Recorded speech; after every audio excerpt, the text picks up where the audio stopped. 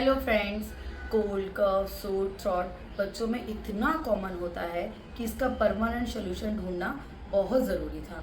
तभी मुझे मिला बेबी ऑर्गेनो का सीतोप्लादी चूर्ण। ये है 100% आयुर्वेदिक, FDCA-approved एंड GMP-certified। इसमें है पिपली, ट्वैक एंड शर्करा जैसे आयुर्वेदिक इंग्रेडिएंट्स। मैं इसे हनी के साथ मिक्स करके मील्स के बाद बच्चों को देती हूँ और बच्चे इसे आसानी से ले लेते हैं क्योंकि इसका टेस्ट भी बहुत अच्छा होता है।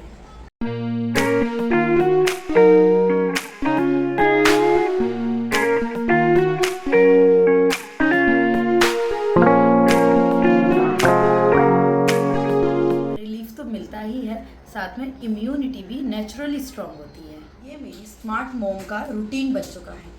आप भी ट्राई करके देखिए बेबी ऑर्गेनो का सीतोप्लादी चूर्ण। बेबी ऑर्गेनो की ऑफिशियल वेबसाइट और फ्लिपकार्ट, अमेज़न और ब्लिंकिट पर भी अवेलेबल है। Thank you.